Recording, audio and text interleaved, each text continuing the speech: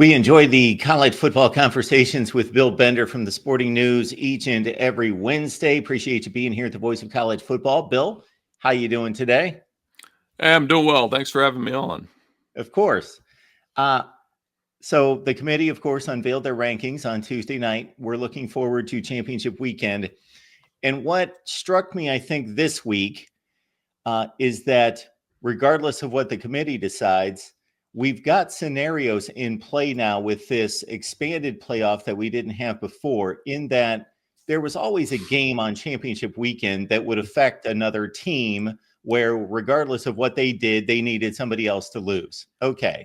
But we are seeing that now extrapolated out a number of times, and we're seeing it hit teams before championship weekend, i.e. Clemson. Clemson goes out there and they lose to South Carolina, and they suddenly have a clear path to the playoff because somebody else lost, i.e. Miami, as opposed to like making their game less important, although they could have, of course, put themselves in a good position for an at-large. So I find those kind of situations intriguing in regards to more games affecting other teams, and you got a team that is in a better position after losing than they might have been after winning this past weekend.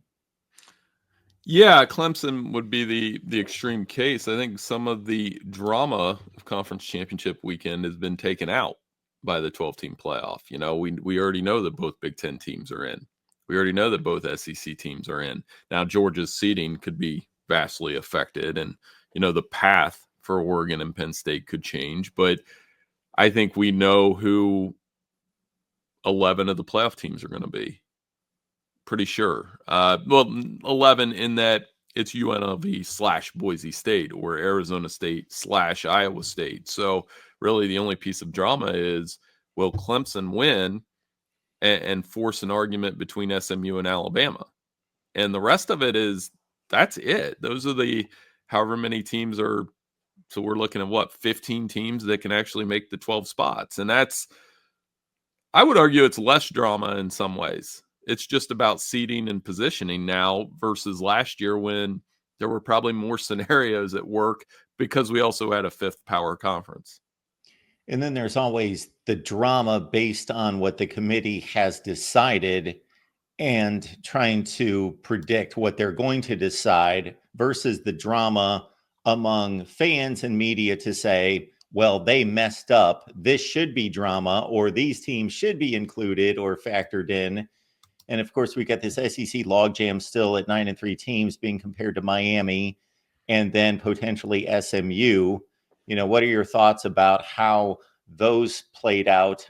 I find it interesting. And we had this situation a few weeks ago where the committee has knifed Miami in between the three SEC teams that generally get compared as like they have determined, and maybe they haven't if they've done their due diligence, that Miami has a better resume than two of them, but not as good as Alabama. Right. Well, Alabama, I don't think Miami has a better resume than any of them personally. I'm with you. That second loss was bad. You take Florida A&M off their schedule, and the combined cumulative record of their FBS opponents this year is 500. Winning percentage is 500. Alabama's is way north of that. You know, South Carolina, you could make the argument that they're the hottest team of these teams. Ole Miss, without that Kentucky loss weighing them down, they probably have a good case because they actually beat Georgia. So I was not surprised by that. I know there were some other, prognostications out there trying to argue Miami and protecting 10-loss teams, and heard Booger McFarland on the playoff show arguing that, and that's fair. But I think they're arguing the wrong thing. If I was Miami trying to pin my case, I would say, listen, two teams I lost to were combined 16-8. Georgia Tech and Syracuse. Kyle McCord's as hot as anybody right now. I know they hate that in Columbus, but it's a fact. And Georgia Tech just took Georgia to 8 overtimes. So it's not like and we lost close. And Alabama had the worst loss of any of these teams when they went down in Oklahoma and laid an egg and lost 24-3. So that would be the argument I would start if I was trying to politic the committee into changing their minds, which they won't, as Ward Manuel said. So again, I think we have 15 teams that are actually still in play, and really it comes down to 13 teams, with Clemson being that potential fly in the ointment, so to speak. Bill Bender, Sporting News, joining us here, and Bill has kept us all updated through all these scenarios through championship weekend. So, Bill, probably feeling good that you don't have to deal with those scenarios anymore, that you've made it through, setting us up with all of that each week. Yeah, I'm good with that. And now we got, we're doing a couple playoff scenarios, but like I said, most of them are pretty cut and dry. I think today I'm going to work on a best case and worst case for each of the 15 teams. Some of it, it's again really simple. If you're UNLV, you lose, that's your worst case, you're out. Others like Ohio State, for example, it's strange. They're coming off arguably the worst week I can remember in maybe ever, at least since 1996. Or, I'll ask you that, but we can get into that in a second. But my point is, Ohio State has nowhere to go but up. They're not going to move down. They put them ahead of Tennessee. They could slide up. I mean, if Georgia loses, they'll probably slide up ahead of them. If Penn State loses, which they probably will, that becomes a debate whether the committee puts Penn State a spot or two ahead of Ohio State, even though Ohio State has the head-to-head victory. How they look against Oregon will matter. So coming off what I would say their worst loss since, take your pick of Michigan 96, Michigan State 98, or Michigan State 2015, they're still in pretty good shape.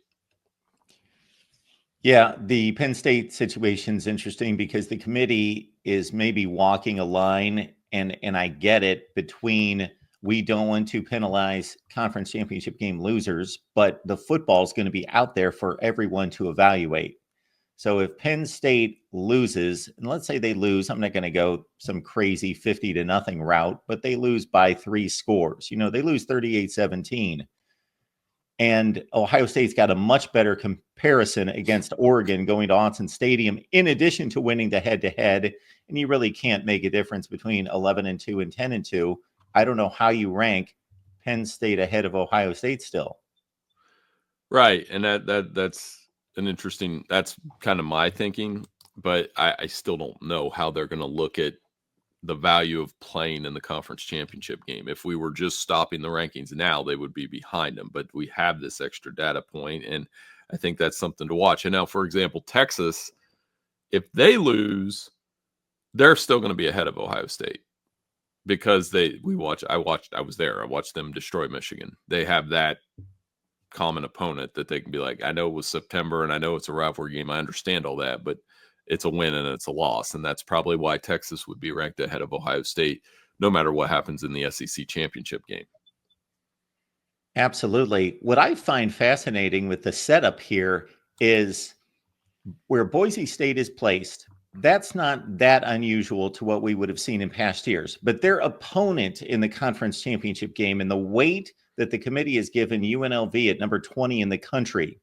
So if Boise State wins and Clemson wins, and regardless of who wins the Big 12, those Big 12 and Clemson wins, are they strong enough to elevate those conference champions in the Big 12 and the ACC past a Boise State, who beat a team that is slightly ranked lower than either Arizona State or Iowa State? And obviously the Clemson win over number 8 in the country, that's a debate. The committee could do whatever they wanted there and justify it. But I just think that that's quite a leap for a Clemson or an Iowa State to make 6, 7, 8 spots, because Boise State beat a team that's not ranked that much lower than who they beat. Right.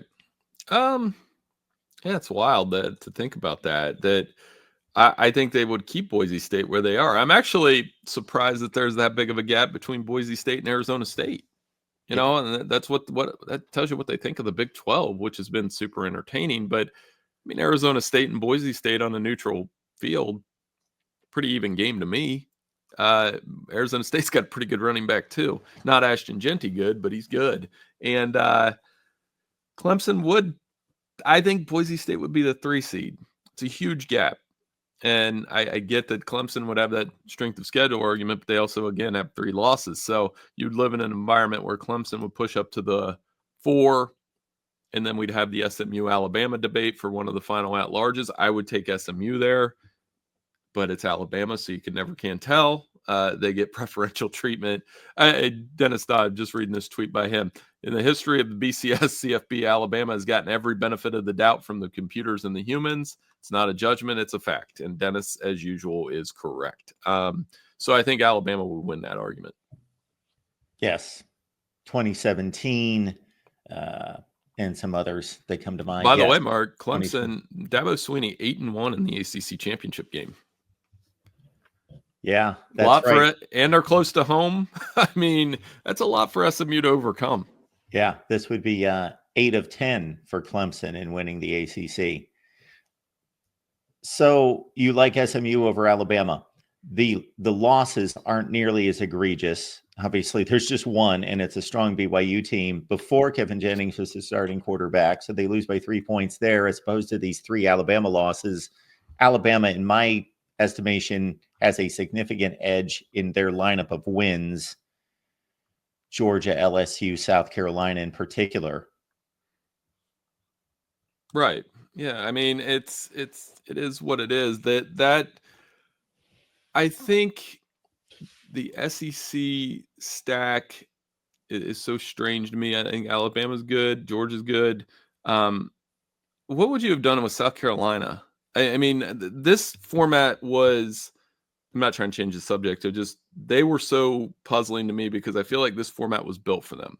They got hot. They beat Clemson, by the way, and they won their last 6 games. And I just think this Gamecocks team probably should have been a little bit higher in the rankings, but because of those head-to-head losses to Ole Miss and Alabama, and covering this over the years, Mark, they honor head-to-head. They are really big on head-to-head, and the progression I don't know how you do it, but the progression I always do is who they played, who they beat, who they lost to. And the committee's pretty consistent in following it that way. Yeah, I pretty much line up best wins to a point where I don't think they're substantial anymore or consequential. You know, Penn State beating Kent State by 56 versus Tennessee beating them by 71. Somebody was trying to argue that with me a few weeks ago, and I'm no, that's the same win. It's inconsequential whether it was a 15-point. So I rank the wins based on the weight of the wins, and then do the same thing with the losses, and then obviously the severity or game control there as well is the way I look at it. But I honor the head-to-head wins, and it puts some strain on the rankings at times. And I recall Ohio State and Oregon a few years ago when Oregon won in 2021, and Ohio State was a much better team throughout the rest of the season, and Oregon kept riding a high wire act for a while at least, and I that made it difficult to rank teams. Then they finally lost to Stanford and collapsed a bit. But yeah, I think South Carolina's got the best resume, but I've got to honor the head-to-head wins, especially when Ole Miss wins by 24 on the road.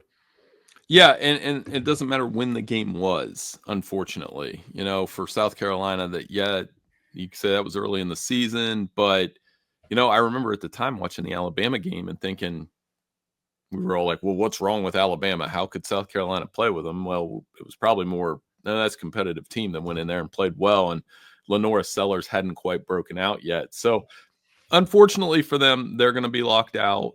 Ole Miss is going to be locked out. Lane Kiffin is tweeting about it as we speak. But it's not going to change anything. And I think the biggest blowback from Sunday, and this is, I'm already seeing it now, and we've talked about it a little bit, was that people, I just hate using the phrase casual fan, because you can be a fan. I don't care. I think that's demeaning. But people that maybe just watch Ohio State and go about their day are going to look at this format and be like, why are they seated differently in the bracket than they are in the rankings? And that's going to cause some anger because, I think the solution is so easy, is that you come up with your 12 teams, do your automatic berth. That's fine. Rank them however you want, but then you reseed, you rank them properly 1 through 12. Like, Ohio, like if you have 2 Big Ten teams getting a bye week, so be it. We do it in the NCAA tournament all the time with 1 seeds. And I think that would clear up a lot of this confusion. I mean, Notre Dame, that's another one where they may be ranked number 2 when this is over. And then the Irish fans are going to be like, why don't they have a first round bye? Not, of course, by now they probably know that they're not in the conference and that's why. But there's going to be a lot of confusion on Sunday, just with basic format procedure things with this bracket. And they brought that on themselves. Yeah, that exactly is right. And it's about getting it right, but it's also an entertainment product, and it's also for the fans to understand. And we can't expect people that have 40-hour-week jobs to keep up with the way these intricacies work. So it sounds like you would rather have just a system that honors the conference champions from the standpoint of giving them entry, but then seeding correctly based on weight of So, the like, if wins. Boise State is the 10 seed, they're the 10 seed. That's fine. You won your conference. And at the end of it, if it was, so let's assume the chalk plays out this weekend, then your top 4 seeds would be Oregon 1, Texas 2, 3 would be Notre Dame, probably, 11-1, and then 4. Who's going to be ranked 4 after the weekend? Texas, Georgia. I mean, like Ohio State, whatever. Ohio State or Penn State. Ohio State or Penn State. Yeah, then they get a bye. That's fine. And then the Ohio State Penn State argument would be a lot different than it is now, where it's the difference between 6 and 8. Georgia would be 5 at that point. And that makes sense to me, or 5 or 6. That makes more sense to me than having this format where Clemson could be 3. Clemson could absolutely be 3 at the end of the weekend. A lot of people are going to look at that and to say, especially in SEC country, and say, wait, they lost to Georgia by 31 points. They just lost to South Carolina. How in the world are they the number 3 seed? And I think that's the flaw in this system. Even more so than not giving the top 4 seeds a home game. That's the biggest flaw to me, that we can't match the ranking with the seeding. I would agree. It's so easy to do. Yeah, I would agree that I liked it when it first came out, and I thought, okay, that is equitable. It's fair that there's a tension between honoring the games on the field and the conference championships, but then also there are all these at-large seedings, so the committee makes judgments on those. But yeah, we are really stretching to grab teams to drive them all the way up to 3 and 4 seeds in this thing. That really didn't earn quite that kind of recognition. And yeah, Clemson could be the biggest case for that right here in year one, in a direct comparison to a South Carolina team that's going to have basically the same record and be on the outside looking in after having just defeated Clemson. Yeah, and it's wild. It's fun. It's been Yeah. fun. Conference rivalry week was more fun than usual because of it. Yeah. I was more into Georgia Tech. I was more into Notre Dame, USC, Texas A&M, a little bit of a letdown. Honestly, because you realize pretty quickly that unless Texas messes this up, I was at Ohio State, Michigan. That was what it was. So it was fun. And I think the first round playoff games are going to be met with a lot of enthusiasm as long as the games are competitive. Right now, how we had it, I just did this with Tim May.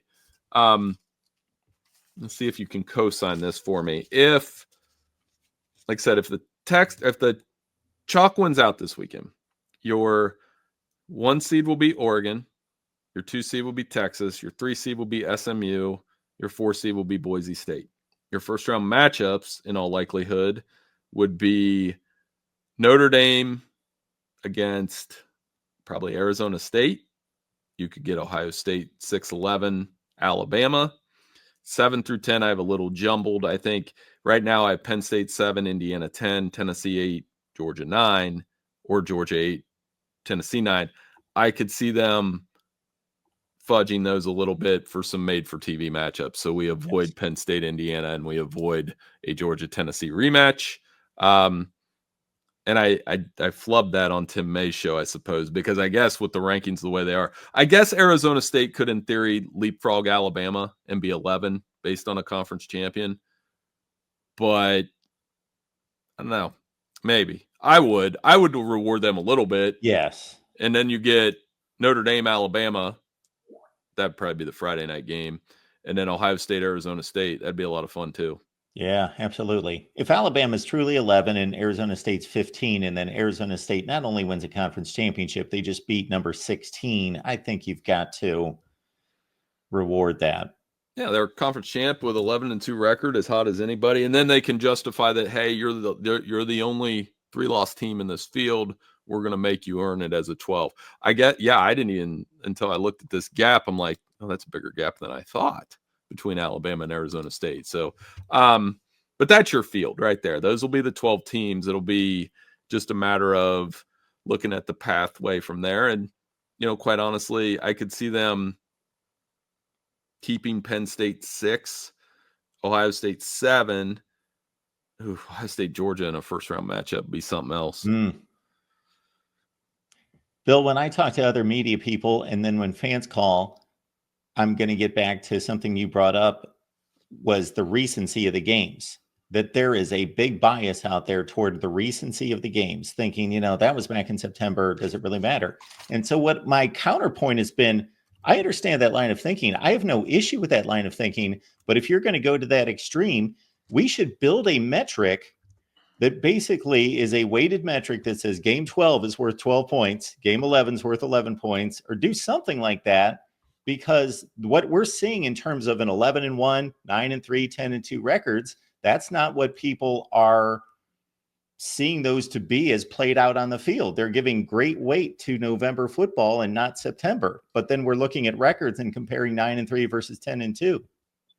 Yeah, I mean, one of the surprises last night was not a surprise, but as the ranking show got closer, and I heard a couple analysts saying, yeah, Miami will be ahead of Alabama, and I thought, yeah, they could be, because they might just honor 10-2 at over 9-3, but they didn't. And I think in this new environment, we are accounting for. It's not biased to me. It's just the fact that the SEC and the Big Ten are the two best conferences. They are. The Big Ten has a weaker middle class than I thought, but then you say that, and then you watch Michigan do what they do. Or you watch USC kind of turn it up a little bit at the end of the season. I know they lost to Notre Dame. The SEC's tougher, has some tough middle-class teams right now. They do. I mean, Florida turned it up at the end of the season. Missouri's still 9-3.